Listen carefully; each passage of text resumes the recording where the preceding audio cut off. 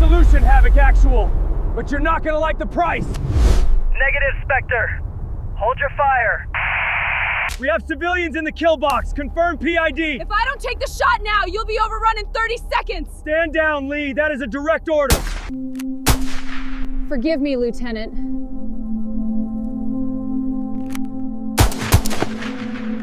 I have a solution, Havoc Actual, but you're not going to like the price. The radio static hissed, cutting through the heavy panting of 6 men trapped in the dried-up riverbed below. Negative, Spectre. Hold your fire. We have civilians in the kill box. Confirm PID. Petty Officer First Class Grace Lee shifted her weight on the limestone ridge, the gravel biting into her elbows. Through the scope of her Mark 13 Model 7, the world was a heat signature map of imminent death. The insurgents weren't just moving. They were herding the villagers as human shields, closing the net around the SEAL team pinned in the wadi. If I don't take the shot now, Lieutenant Vance, there won't be a PID to confirm. You'll be overrun in 30 seconds. Stand down, Lee. That is a direct order. We maneuver. We do not engage through non-combatants. Grace watched a spectral figure below raise an RPG, aiming it directly at the cluster of rocks shielding the team that had spent the last week treating her like luggage. Her finger hovered over the trigger. To fire meant a court-martial. To fire meant potentially hitting a civilian. To wait meant 6 flag-draped coffins. Forgive me, Lieutenant. She exhaled. The world went silent. Lee, do not crack 48 hours. Earlier, forward operating base. FOB Keating Kunar Province. The briefing room at FOB Keating smelled of stale coffee, CLP gun oil, and aggressive masculinity. It was a cocktail Petty Officer First Class Grace Lee had tasted before, but never quite this concentrated. She stood near the door, her back rigid against the plywood wall. She was a ghost in the room, visible, yet utterly unacknowledged. In the center, clustered around a topographic map of the Zerang Valley, stood 6 men. Beards, thick sleeves rolled up to reveal tattooed forearms. They were the picture of modern Spartan warriors. SEAL Team Havoc. Intel suggests the HVT moves at dusk. Lieutenant Vance said, his voice a low gravel that commanded immediate attention. He tapped a grid coordinate with a laser pointer. We insert here, LZ Bravo, 3 click humps over this ridge. We hit the compound, bag the target, and exfil before the locals finish their morning prayers. Grace stepped forward, her boots making a soft thud on the floor. Sir, regarding the insertion point. The silence that followed was heavy, deliberate. Vance didn't turn immediately. He finished tracing a line on the map, exchanged a look with his leading petty officer, Chief Miller, and then slowly rotated to face her. We're not doing Q&A yet, Lee, Vance said. He didn't use her rank. Just the name spat out like a piece of gristle. LZ Bravo is in a defilade. Grace pressed, keeping her voice neutral. She had analyzed the satellite imagery for 3 hours while they were playing cards. Thermal scans show heat pockets in the upper ridges looking down on that specific valley. It's a natural choke point. If we drop there, we're exposed for 20 minutes. Heat pockets could be goats, Lee. Chief Miller chuckled, leaning back against the table. This is goat herder country. Goats don't move in tactical columns, Grace countered. Vance stepped closer, invading her personal space. He was a tower of a man, eyes hard as flint. We have run this route twice before you were attached to this unit. We know the terrain. Your job, petty officer, is to provide long gun support if and only if we ask for it. You are not here to plan the op. You are here because Brass wants a female engagement team capability on paper. The sting was sharp, but Grace's face remained a mask of stone. I'm just stating that a secondary insertion point at grid 4-4 would provide high ground immediately. And they would add 2 hours to the hike, Vance snapped. We are on a timeline. We stick to the plan. He turned his back on her, effectively ending the conversation. Gear up. Wheels up in 30. Miller, check Lee's loadout. Make sure she's not carrying anything that'll slow us down. Grace felt the heat rise in her neck. I can manage my own gear, Lieutenant. Evidently not, Vance threw over his shoulder, since you're already worried about the hike. 10 minutes later on the tarmac, the humiliation continued. The sun was setting, casting long, bloody shadows across the base. The MH-60 Blackhawk rotors were already spinning, whipping up a frenzy of dust.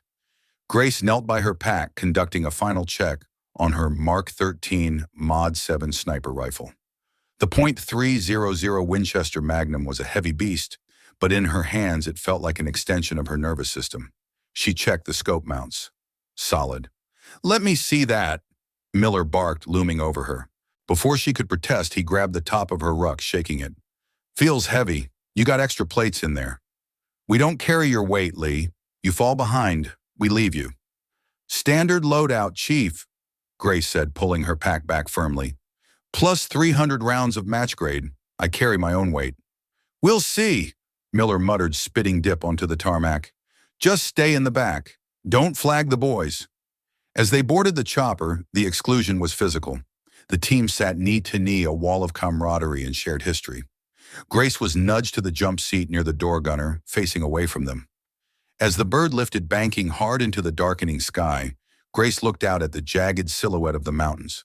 She adjusted her headset, catching the chatter on the inter-squad frequency. "Babysitting duty," someone whispered. "Hope she doesn't freeze up."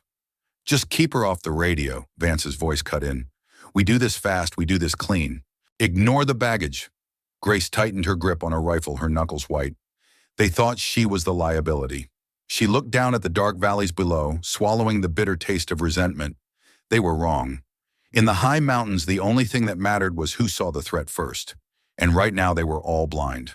The MH-60 Black Hawk didn't touch the ground. It hovered 50 feet above the jagged spine of the ridge, a dark insect vibrating against the starlit canvas of the Hindu Kush. "Rope, rope, rope!" The crew chief's scream cut through the roar of the turbines. Thick braided coils dropped from the open bay doors, hitting the shale below. Grace was the last man out. She grabbed the rope with her heavy leather gloves, wrapped her boots around the line, and slid. The friction generated heat that she could feel even through the thick material. The descent was a controlled freefall into a cloud of brown-out dust kicked up by the rotors. Her boots hit the uneven ground hard, jarring her teeth, but she rolled her weight forward instantly, bringing the Mech-13 up to her shoulder. Around her, havoc was already moving. They were 6 shadows in the green-tinted world of her night optical device's nods. They didn't wait for her to check in. They didn't wait for the dust to settle. They just moved. "Oscar Mike, move out!" Vance's voice crackled in her earpiece. The pace was immediate and brutal. This wasn't a patrol. It was a hazing run, disguised as a tactical insertion.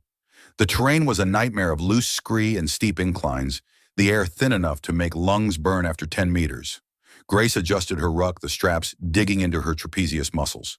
She knew exactly what Vance was doing. He was trying to smoke her within the first click. He wanted her gasping, lagging, and proving that she was dead weight. She clamped her mouth shut, breathing strictly through her nose to conserve moisture and mask the sound of her exertion. She fixed her eyes on the heat signature of the man in front of her, Chief Miller. He moved with the deceptive ease of a mountain goat navigating the rocks without breaking stride. For 40 minutes they marched in silence. The only sounds were the wind howling through the canyons and the rhythmic crunch of boots on gravel. Grace's thighs burned and sweat pooled at the base of her spine, freezing quickly in the biting night air. She fell back 5 meters, then 10. "Gap," Miller whispered over the comms. It was a single word dripping with judgment. Grace gritted her teeth and surged forward, closing the distance. She wouldn't give them the satisfaction. She checked her sector rear security. The world behind them was empty, a desolate landscape of gray and black. They reached a narrow defile, a choke point, where the path squeezed between 2 massive limestone walls. Vance signaled a brief halt to check the GPS. Grace dropped to one knee, her chest heaving silently. She didn't look at the team. She looked at the ground. Through the monochrome green of her dual-tube NVGs, something caught her eye. 10 meters to their left, near the base of the canyon wall, the scree pattern was wrong. Nature is chaotic. This was ordered. 3 fist-sized rocks were stacked in a pyramid. Beneath them, the dirt looked darker, recently turned. It wasn't an IED. It was a range marker. Someone had pre-measured this distance to account for bullet drop from a higher elevation. Grace keyed her push-to-talk PTT. "Havoc Actual, this is Spectre. I have a possible visual indicator at 9 o'clock. Stacked rocks. Looks like a pre-registered firing marker." Silence stretched on the channel for 3 agonizing seconds. "Say again, Spectre." Vance's voice was impatient. "I see a range marker, sir. This area might be dialed in for an ambush. Suggest we hold and scan the ridges. Miller chuckled, a static burst in her ear. Spectre, we're 3 clicks from the objective. Local kids stack rocks all the time. Don't ghost hunt.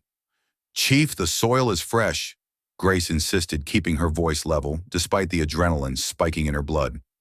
If they have this spot ranged, they're watching us right now. We scanned the ridges on approach, Vance cut in his tone final. Thermal was clear. We are burning daylight, Lee. You are rear security. Look behind you, not at rocks. Keep moving. The order felt like a physical slap. Grace stared at the marker. It was right there. The geometry of the ambush was perfect, the choke point, the marker, the high walls. Every instinct she had honed over 6 years as a marksman was screaming at her to freeze to take cover. But the chain of command was absolute. Copy actual. Moving, she whispered. She stood up her legs, feeling like lead, not from fatigue, but from dread. She forced herself to turn her back on the marker, falling into formation behind Miller.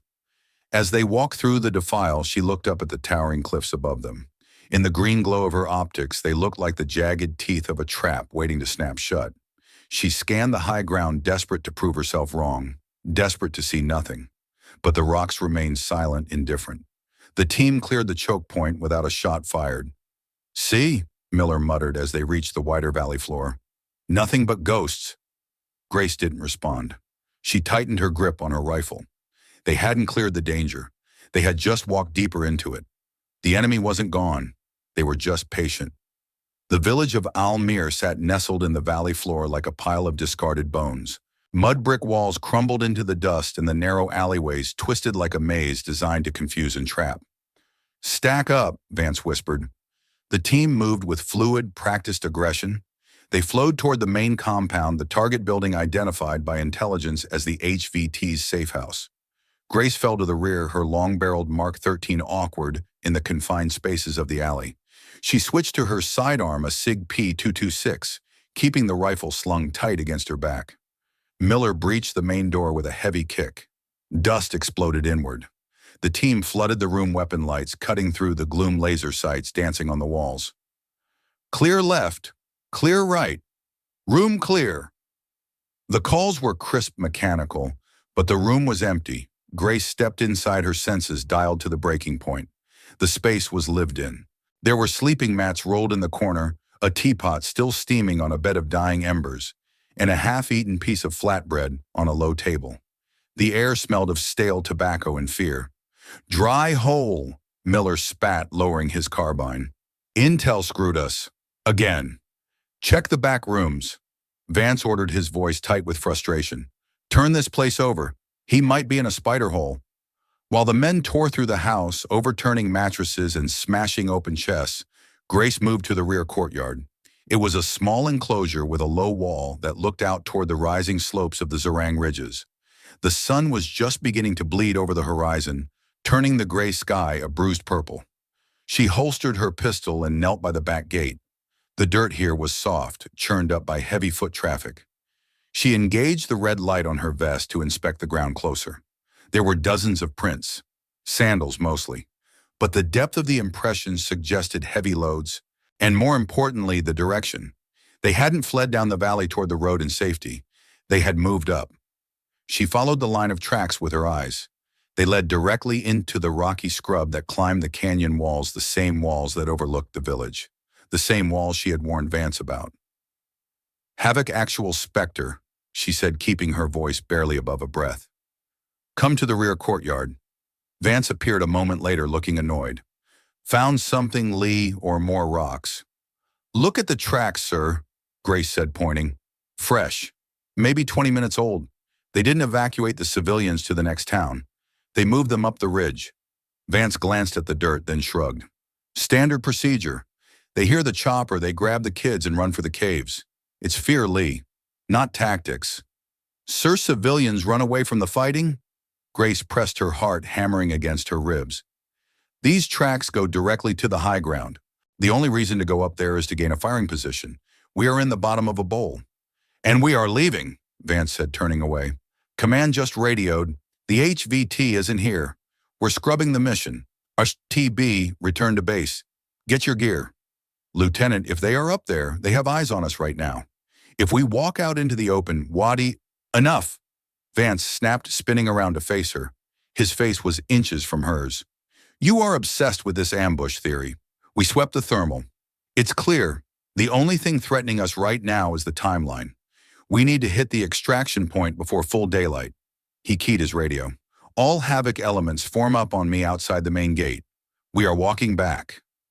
Grace stood there for a second, the cold morning wind biting at her exposed skin. She felt a phantom itch in the center of her forehead, the sensation of being watched through a scope. She knew that feeling. She had inflicted it on others 100 times. She unslung her Mark 13, checking the chamber. If Vance wouldn't listen, she had to be ready. The team assembled in the main village square. The mood was sour. Coming up empty-handed always killed morale. Soto, the radio operator, was adjusting the long whip antenna on his back, laughing at something Miller said. Let's move, Vance commanded. Spacing is 10 meters. Lee, take rear again. Grace nodded, stepping back toward the shadows of the archway. She scanned the ridgeline one last time. The sun crested the peak, blindingly bright. Moving, Soto said, stepping out into the open street. The sound wasn't loud. It was a wet thwack like a melon being dropped on concrete, followed a split second later by the distant sharp crack of a high-velocity rifle. Soto's head snapped back violently. A mist of pink spray hung in the air where he had been standing. He crumpled to the ground without a sound, his radio handset dangling by its cord. Contact! Miller screamed. The world exploded. Gunfire erupted from three sides of the canyon walls, a synchronized, devastating volley that tore up the ground around them. Bullets sparked off the stone walls and kicked up geysers of dust. Man down, get to cover! Vance roared, grabbing Soto's drag handle and hauling him behind a stone water trough. Grace dove behind a crumbling pillar debris raining down on her helmet. She pressed her cheek into the dirt, her rifle clutched to her chest. They weren't fleeing. They were waiting. The silence of the Zerang Valley had been replaced by a wall of noise so dense it felt physical. Rounds were impacting the dirt with the force of jackhammers. Thwack, thwack, thwack. The air above Grace's head snapped violently, the sonic cracks of high-velocity bullets passing inches from her helmet. She curled tight behind the crumbling pillar debris showering her shoulders. Suppressive fire, 2 o'clock High Ridge. Vance screamed, his voice barely audible over the roar of the ambush. Miller and the heavy weapons operator, Tex Orantomakun, popped up from behind the water trough, pouring automatic fire toward the cliffs. Their carbines chattered in short, controlled bursts, but it was like throwing pebbles at a thunderstorm. The enemy had dug in. They were firing from fortified crevices, their muzzle flashes twinkling like angry stars against the morning sun. Soto is hit bad! The medic yelled, hands already slick with blood as he worked on the radio operator's neck. I can't stabilize him here. We need cover. Grace shimmied to the edge of the pillar, bringing her MK-13 up. She scoped the ridgeline. The magnification brought the enemy into terrifying focus. She saw a PKM machine gunner settling his bipod on a rock ledge, adjusting his aim downward, straight into the cluster where Vance and the medic were huddled. She didn't wait for orders. She exhaled, centered the crosshair on the gunner's chest, and squeezed. Boom! The recoil of the .300. Winchester Magnum punched her shoulder. Through the scope, she saw the gunner jerk backward and slump over his weapon. Target down, she yelled. But for every shooter she dropped, 2 more seemed to appear. The ambush was a textbook L-shaped formation. They were in enfilade fire. The enemy could shoot down the length of their position without fear of hitting each other. We can't stay here, Miller roared, reloading. They're flanking left. They're closing the net. Vance looked around frantically. His eyes locked on a dried riverbed, a wadi, about 50 meters to their rear. It offered defilade, a natural trench that could protect them. But between their current position and the wadi lay 50 meters of open, coverless ground. To move Soto, they needed a distraction, a big one. Vance turned. His gaze found Grace. There was no hesitation in his eyes, no apology. Just cold tactical calculus. Lee, Vance pointed to a ruined watchtower standing precariously on a knoll to their right. It was elevated, exposed, and completely separated from the rest of the team. Get to that tower. I need you to draw their fire and suppress the North Ridge. We're moving Soto to the wadi on my mark. Grace stared at him. The tower was a death trap.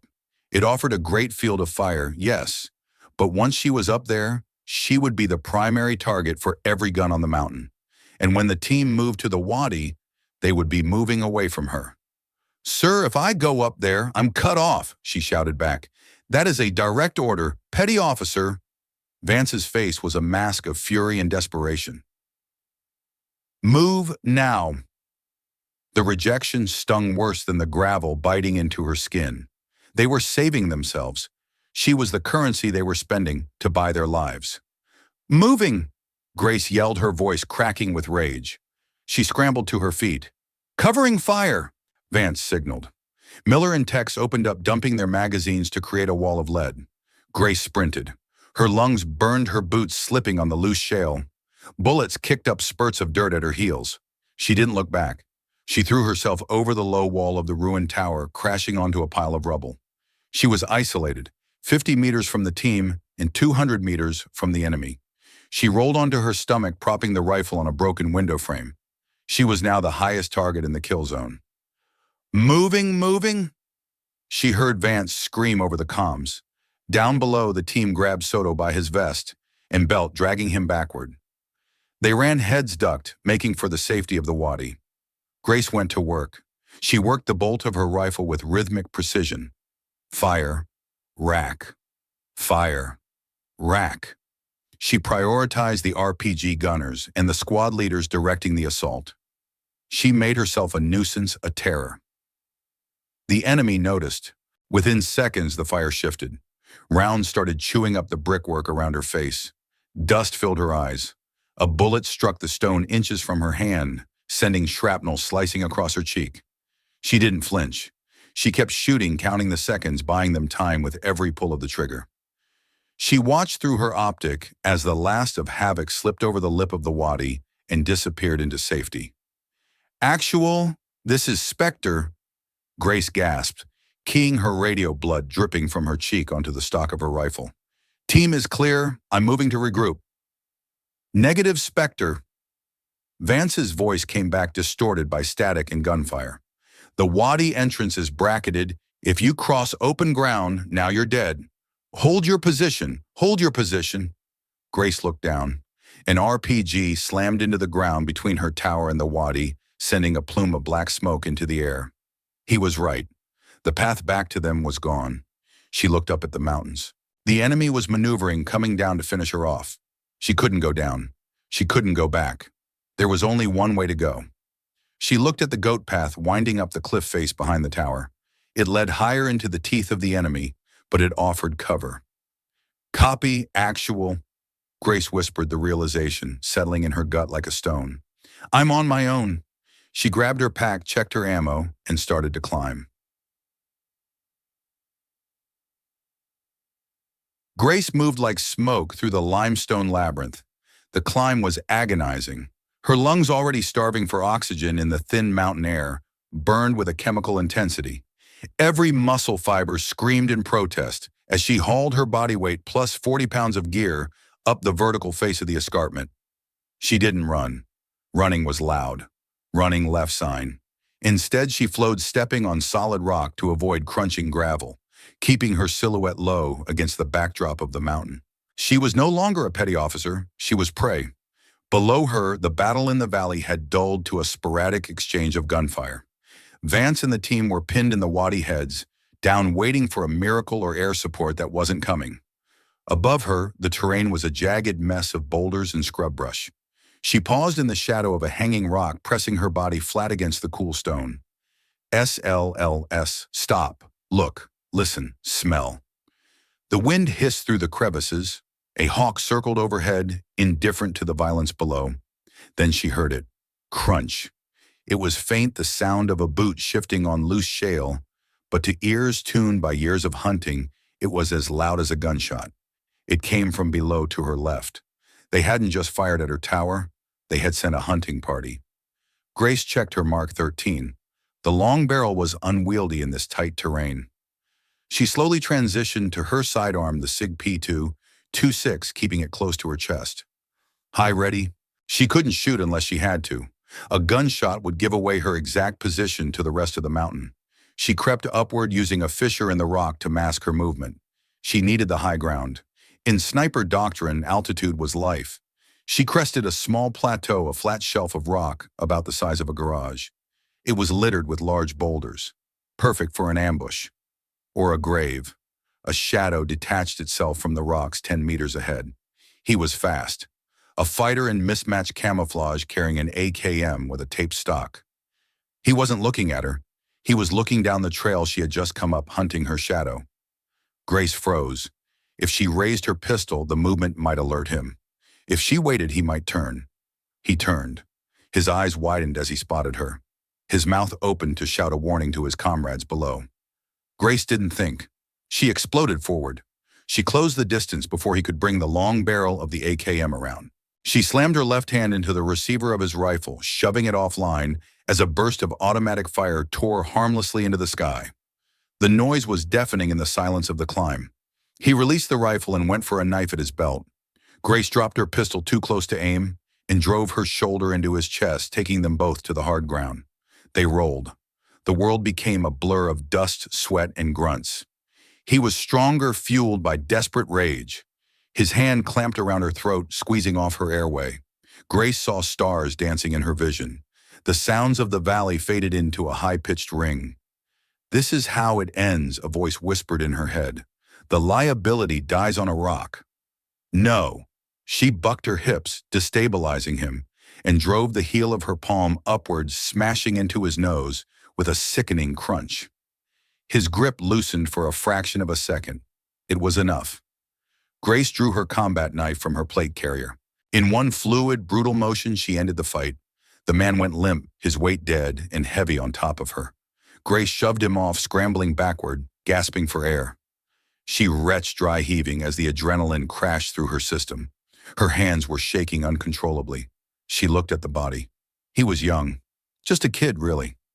She checked her gear. During the struggle, her radio headset had been ripped from her helmet.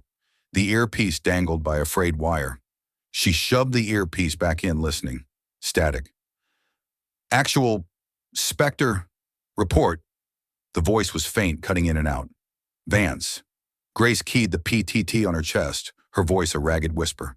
"Actual, this is Spectre. I'm clear. Continuing to high ground." She didn't tell them about the fight. She didn't tell them she was bleeding from a cut above her eye. They didn't need to know the cost. They just needed the product. She holstered her pistol, retrieved her rifle, and forced herself to stand. Her legs felt like water, but she turned her face toward the peak. 10 minutes later, she reached the crest. She crawled the last few feet, staying strictly below the skyline, and peered over the edge. The view stopped her heart. From this altitude, she could see the entire Zerang Valley laid out like a chessboard. She saw the wadi where Havoc was huddled, a tiny, insignificant scar in the earth. But she also saw what they couldn't. To the north, hidden from the valley floor by a ridge, 3 trucks were offloading men. Dozens of them. They weren't just insurgents. This was a platoon-sized element maneuvering to close the back door of the wadi. They were setting up mortars. And directly below her, moving through the civilian houses she had scanned earlier, a group of fighters was herding women and children into the street. They were pushing the civilians forward, forming a human wall. They were going to march the civilians right up to the wadi, using them as cover to get within grenade range of the SEALs. Grace pressed her eye to the scope. The magnification clarified the horror. "Havoc actual," she whispered, her voice steady, now cold as the mountain wind. "You have no idea what's coming." She adjusted the bipod legs of her rifle, settling the stock into the pocket of her shoulder. The shaking in her hand stopped. The fear vanished. She was no longer the liability. She was the Overwatch. And judgment was about to begin. The sun was fully up now, baking the limestone ridges until the air shimmered. Through the high magnification optic of the MiG-13 Mod 7, the heat wave's mirage danced like oil on water, distorting the image below. Grace lay prone on the rocky shelf, her body pressed into the gravel. She slowed her breathing, forcing her heart rate down. Inhale. Exhale. Pause. 700 meters downrange, the nightmare was unfolding. From her elevated perch, the geometry of the battlefield was terrifyingly clear. The wadi where Lieutenant Vance and the rest of Havoc were pinned was a dead end. They were safe from direct fire for the moment, hunkered down behind the riverbank. But they were blind to the north. Moving down the main road toward the wadi entrance was a group of 12 figures. At the front were 4 women in heavy dark burqas clutching children to their chests. They were walking slowly, pushed from behind. Directly behind the women, shielded completely from the SEALs' line of sight, were insurgents. Grace counted 6. 2 carried RPG-7s with warheads already loaded. They were closing the distance, 100 meters, 80. If they got within 50 meters, they would step out from behind the human shields and fire the RPGs directly into the wadi. The backblast would be clear, and the warheads would turn the SEALs' cover into a tomb. Grace adjusted her turret. 700 meters. Angle of inclination, minus 12 degrees. Wind full value left to right, 5 miles per hour. She reached for her PTT, praying the connection would hold. Havoc actual, this is Spectre. Do you copy? Static hiss, then broke. Spectre, this is actual? Vance's voice was tight, breathless. Status. We are taking effective mortar fire. We need eyes. Actual, you have a dismounted element approaching your 12 o'clock. Distance 80 meters. They are using civilians as cover. Human shields. Say again, Vance barked. We have no visual. 12 o'clock is clear. They are in the defilade approach. Grace set her eye, never leaving the scope. She watched one of the insurgents shove a woman forward, using her body to mask his movement as he checked his RPG sights. I have visual on 2 RPG gunners. They are maneuvering to flank you. If they reach the boulder line, they will have a clear shot into your position. Shukta, can you engage? Grace hesitated. The crosshair of her Tremor 3 reticle hovered over the chest of the lead RPG gunner, but his silhouette was merged with the woman in front of him. He was using her shoulder as a rest. To hit him, she had to thread a bullet past a civilian's head with less than 4 inches of margin for error at 700 meters. Actual target is obstructed by non-combatants. Shot is low percentage. Do not engage, Vance's order was immediate. Repeat, do not engage. We cannot risk civilian casualties. That is a direct violation of ROE. Sir, if they reach the 50-meter line, you're dead, Grace said, her voice devoid of emotion. She was doing the math. Flight time of the bullet, roughly 1 second. Wind drift, 3 inches. We will maneuver, Vance shouted. We are pulling back to the secondary rally point. You can't, Grace whispered to herself. She swung her scope to the east.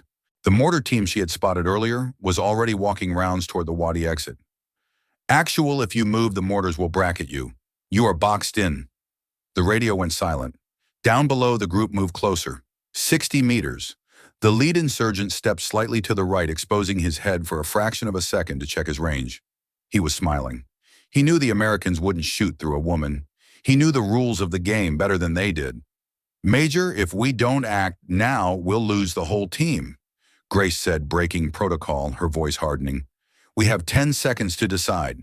I know, Vance replied, the arrogance gone, replaced by the heavy realization of their doom.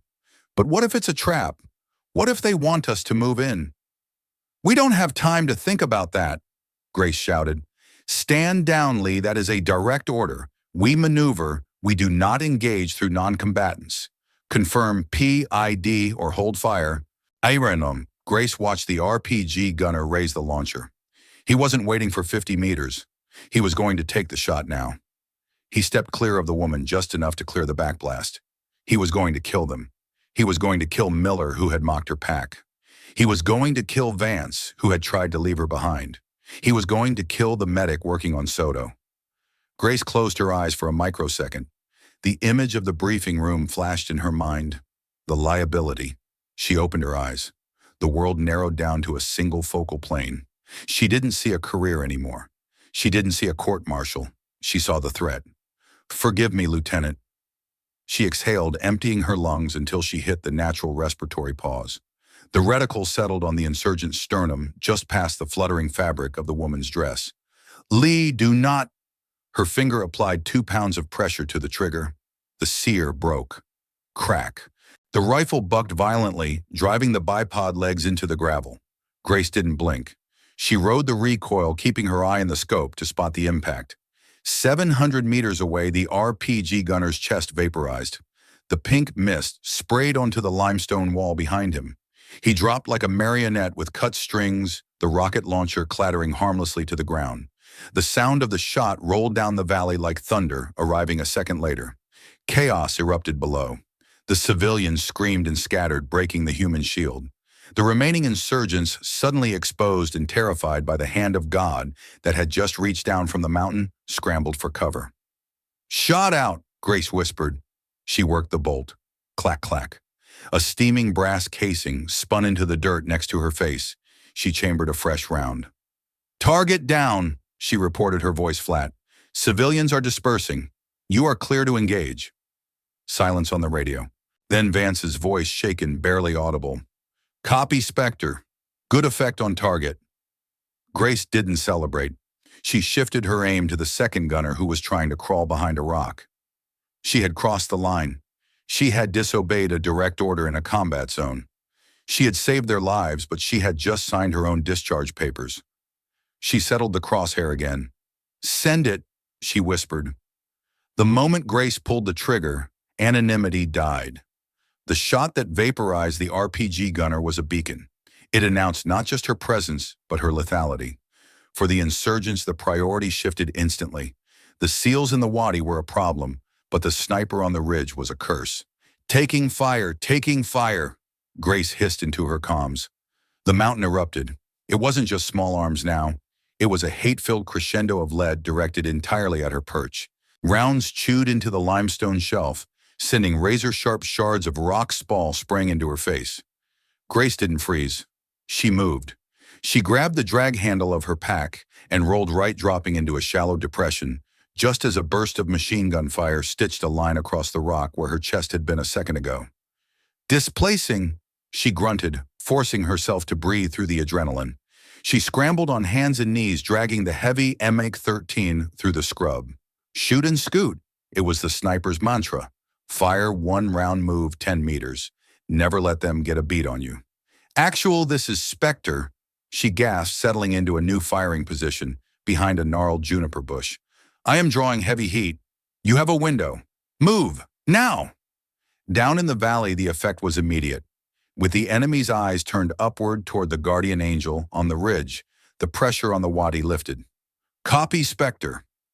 Vance's voice came back clearer this time. There was no arrogance in it anymore, just urgency. "We are pushing to the secondary extraction point. Cover us." Grace watched through her optic. The team broke cover.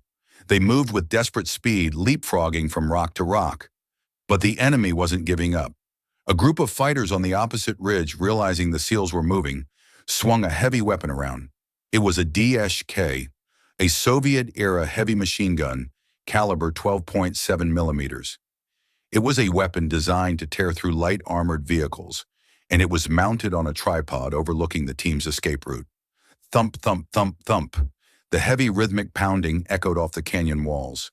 Giant geysers of dirt exploded around the SEALs. The rounds tore through the cover like paper. "Pinned! We are pinned!" Miller screamed over the radio. "Spectre, get that gun off us!" Grace traversed her scope. The DSK was dug in deep behind a wall of sandbags at her 3 o'clock. From her current position behind the juniper, she couldn't see the gunner. The angle was bad. A protruding rock face blocked her line of sight. To get the shot, she had to move back into the open. She looked at the rock face. The air around it was alive with angry hornets' bullets, snapping and cracking as the enemy tried to suppress her. If she stayed hidden, she lived. If she moved, she exposed herself to half the valley. "Spectre, we are taking casualties," Vance yelled. "Do you have the shot?" Grace didn't answer. She acted. She pushed herself up, abandoning the safety of the depression. She sprinted 3 meters to the edge of the precipice, dropped to a knee, and slapped the rifle onto a flat rock. She was completely exposed. The DSK gunner saw her. He began to swing the heavy barrel of the 12.7 millimeter toward the ridge. It was a race between a man wrestling a 100-pound iron beast and a woman calming her heartbeat. Grace ignored the bullets whizzing past her ears. She ignored the scream of the DSHK gunner. She focused on the turret. Range 600 meters, wind negligible, Target gunner's head. She didn't feel the recoil this time. She just saw the result. The round struck the gunner in the neck. He collapsed backward, his hands jerking the weapon toward the sky as he died. The DSK fell silent. "Clear!" Grace shouted. "Target down, move!" But the enemy wasn't finished. As Grace pulled back from the edge, a marksman she hadn't seen a counter-sniper waiting for this exact moment of exposure took his shot. It felt like being hit with a baseball bat. The round slammed into her left shoulder, spinning her around. The impact threw her backward onto the sharp gravel. Her vision went white. The air was knocked out of her lungs. For a second, there was no pain, only a numb shock. Then the fire came. A searing, hot agony radiated from her deltoid. She lay on her back, staring up at the blue sky. The sound of the battle seemed to drift away, replaced by the rushing of blood in her ears. "Get up!" She tried to move her left arm. It wouldn't respond. It was dead weight. "Spectre, report." Vance's voice was frantic in her earpiece. "Grace, talk to me." He used her first name. Grace ground her teeth, forcing a groan back down her throat. She rolled onto her right side, using her good arm to push herself into a sitting position. She looked at her shoulder. The round had torn through the flesh of her upper arm, missing the bone but shredding muscle. Blood was soaking her sleeve, dark and glossy. She was combat ineffective. That's what the manual said. "I'm here," she rasped, coughing. She tasted copper. She grabbed her rifle with her right hand, dragging it back into the pocket of her shoulder. She couldn't hold the forend with her left hand anymore. She rested the barrel on her pack. "I'm hit," she said, her voice shaking but resolute. "But I'm still on the gun. Keep moving, Havoc. I've got you." She dialed the magnification down. Her peripheral vision was graying out, tunneling. She bit the inside of her lip until she tasted blood, using the sharp pain to anchor herself to consciousness. Down below, the team was moving again, sprinting toward the extraction point. They were alive because of her, and she was bleeding out on a rock because of them. "We're not leaving you," Vance said, his voice hard. "We are coming to get you." "Negative," Grace whispered, lining up a shot on an insurgent trying to man the dead DSK. "You can't get up here. Just get to the LZ." She pulled the trigger. The insurgent dropped. She cycled the bolt with one hand. It was slow, clumsy, but it worked. She wasn't just a sniper anymore.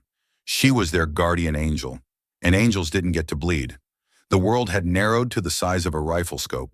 Grace lay propped against the limestone, her left arm a useless, throbbing weight strapped to her chest.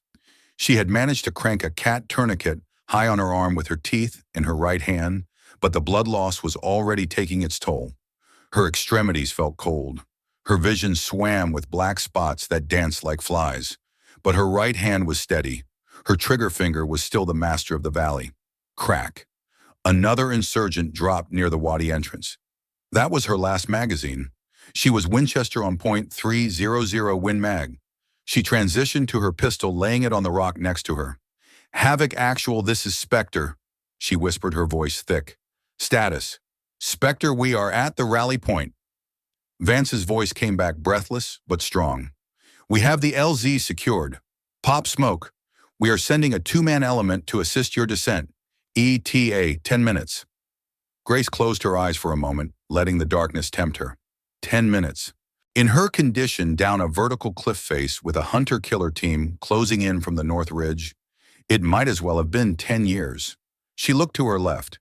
Through the shimmering heat haze, she saw movement on the adjacent peak. The enemy reinforcements had arrived. They weren't just insurgents with AKs anymore. These were uniformed fighters. They were setting up a mortar tube. They were flanking her position. If Havoc came back up the mountain, they would be walking into a meat grinder. The enemy held the high ground now. "Negative actual," Grace said. She forced her eyes open, staring at the distant dust cloud of the extraction choppers approaching the valley floor. "Do not send element. I am combat ineffective. I have enemy movers at my co-altitude flanking left. If you come up here, you lose the team." "Lee, stow that chatter," Chief Miller's voice cut in. It was the first time he had spoken to her without a sneer. "We aren't leaving you. Sit tight." "Nah, Chief, look at your sector scan." Grace snapped the command voice, overriding her pain. "They have mortars on the North Ridge. They are dialing in the slope. You come up here, you die. I am ordering you to extract. There was a long silence on the net. The wind howled through the rocks, carrying the sound of Arabic shouting from the ridgeline. They were close, maybe 200 meters. Grace, Vance said. His voice was different, quiet, intimate in the chaos. We don't leave our own. That's the job. The job is the mission, Lieutenant, Grace replied.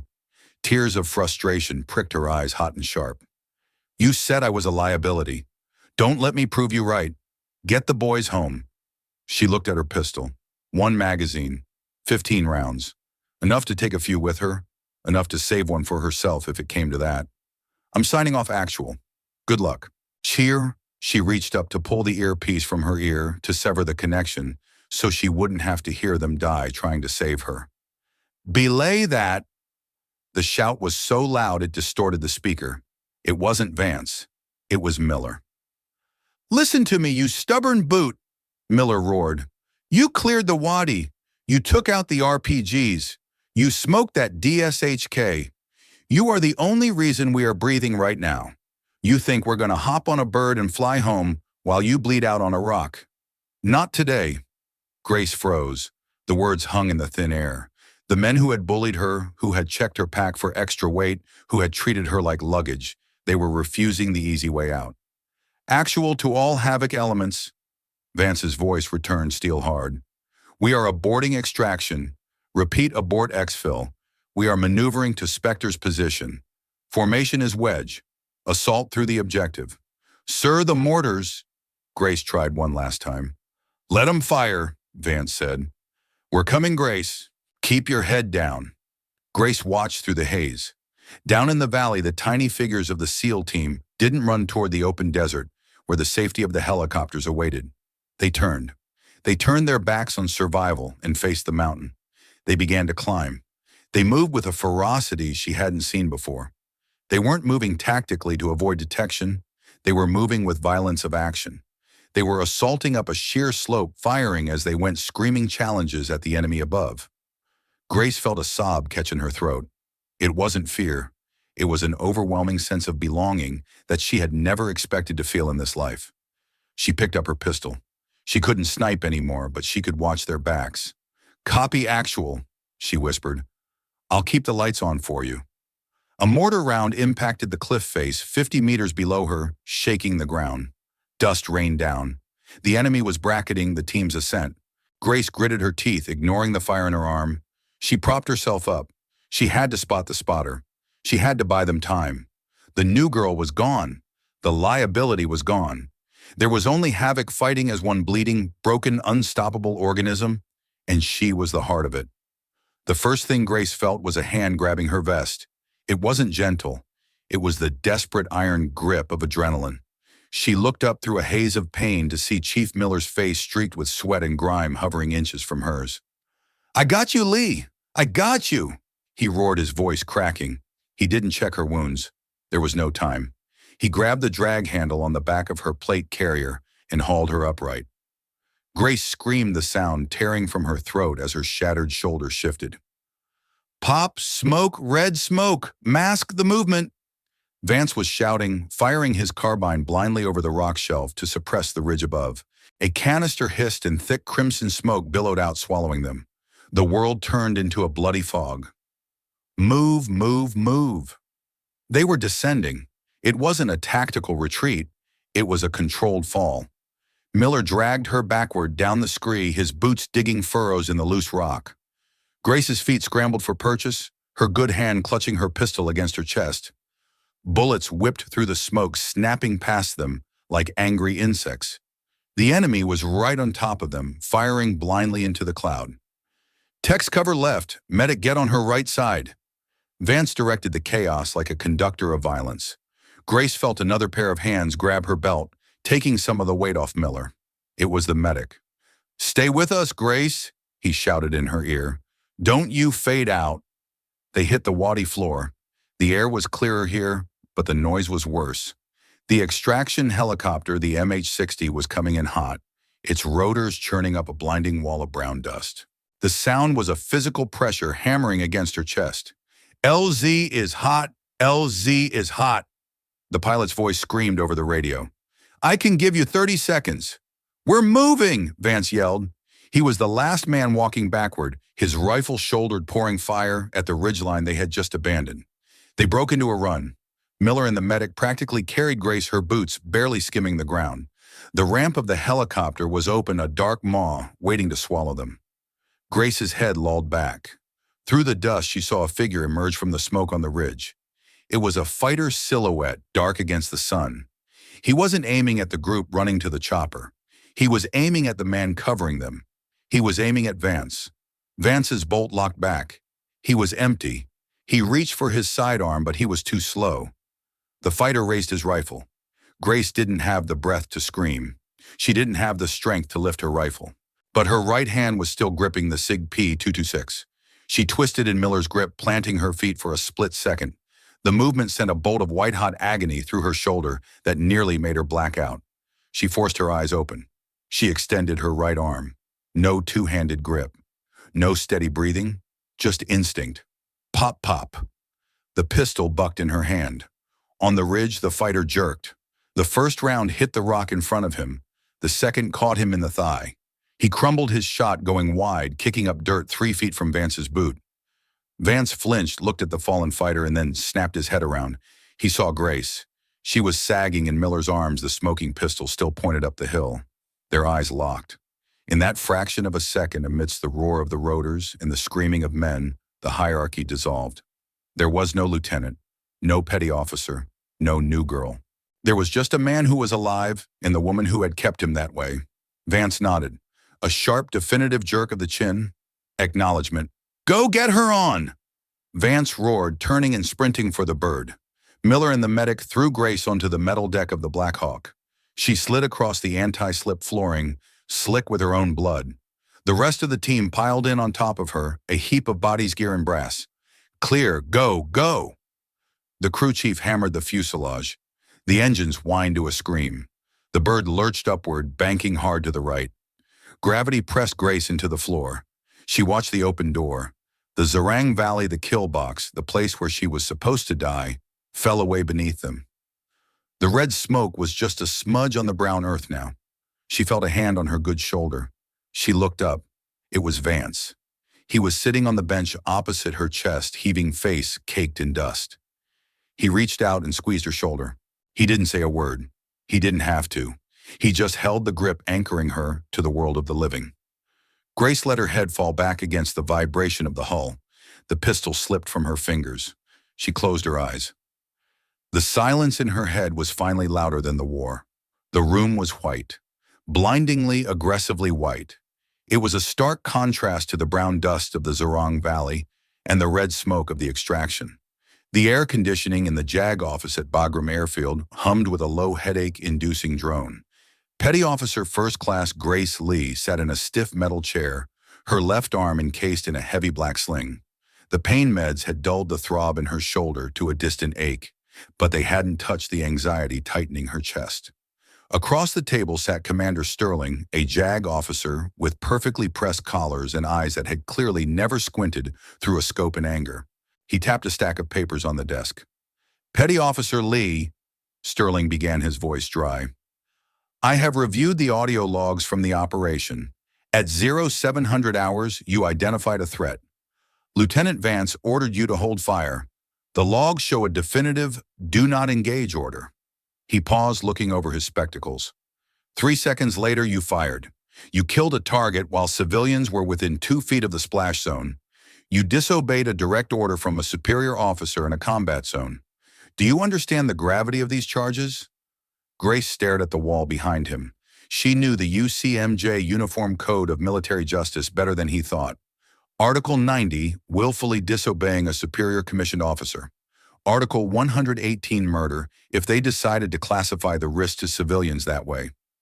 I acted to preserve the lives of the team, Sir Grace said, her voice raspy. The threat was imminent. The rules of engagement are not suggestions, Petty Officer, Sterling snapped. They are what separate us from the insurgents. You took a shot that could have caused an international incident. Lieutenant Vance is outside. I suspect his statement will confirm your insubordination. The door opened. Grace didn't turn. She braced herself. Vance would tell the truth. He was a by-the-book officer. He had hated her presence from day one. This was his chance to wash his hands of the liability. Lieutenant Vance walked in. He was wearing his dress khakis, but he moved with the stiffness of a man who had been dragged down a mountain. He stood at attention. "Lieutenant," Sterling said, gesturing to the chair next to Grace, "I was just explaining to Petty Officer Lee that the audio logs are quite damning. You ordered her to hold fire. She fired. Is that correct?" Vance sat down. He didn't look at Grace. He picked up the transcript lying on the table. "The audio logs are incomplete, Commander," Vance said calmly. Sterling blinked. "Excuse me. The terrain in the Zarang Valley causes significant interference." Vance lied. The smoothness of it shocked Grace. "Prior to the shot, I received a visual signal from Spectre indicating the target had separated from the human shield. The do not engage order was rescinded via hand signal just as my radio cut out." Grace kept her face frozen in stone. Hand signal. She had been 700 meters away. It was physically impossible. "Commander," Vance continued, leaning forward, his voice hardening, "Petty Officer Lee fired under my authority. The target was a confirmed imminent threat to the unit. The shot was clean. No civilian casualties were recorded." Sterling looked between them. He smelled the lie. It hung in the room thick and heavy. But in the military paper was truth. If the lieutenant said it was a comms failure, and the entire team backed it, there was no case. "And the subsequent engagement," Sterling pressed. "She remained on the ridge alone." She performed a rearguard action that saved 6 lives, Vance said. "If you want to charge her, you'll have to charge me for leaving her there." Sterling stared at Vance for a long time. Then he sighed, closing the folder. "Very well. We'll mark it as a fluid tactical situation with equipment malfunction." He tossed the file into a tray. "There will be no medals for this, you understand. No commendation. It's too messy. We are burying this file." "We didn't do it for the plastics, sir." Vance stood up. "Are we dismissed?" "Get out of here." They walked out into the corridor. The hallway was bustling with support staff, safe and oblivious to the war outside the wire. Grace stopped by the water fountain. Her legs felt weak. "Sir," she whispered, "you lied on a sworn statement." Vance stopped. He turned to face her. For the first time, she saw the man behind the rank. He looked tired, aged by 10 years in the last 48 hours. "I didn't want you on my team, Lee," Vance said quietly. "I thought you were a political stunt. I thought you'd get us killed." "I know, sir. I was wrong." Vance adjusted his cover, his eyes meeting hers with absolute clarity. "You're the best shooter I've ever worked with, and you're a SEAL as far as Havoc is concerned. We take care of our own." He extended his hand. Grace took it. His grip was firm, calloused. "Heal up, Spectre," Vance said. "Miller is already asking when you're cleared for the next rotation." He turned and walked away, disappearing into the crowd of uniforms. Grace stood there for a moment, listening to the hum of the bass. There would be no ceremony, no applause. No one back home would ever know she had climbed a mountain and held off an army to save 6 men who didn't want her there. She looked at her reflection in the glass of the fire extinguisher case. Her face was cut, her uniform hung loose on her frame, and her arm was in a sling. But the eyes staring back were different. They weren't seeking approval anymore. She was the silence in the noise. She was the decision made in the dark. Grace Lee adjusted her sling, turned toward the exit, and walked out into the sun.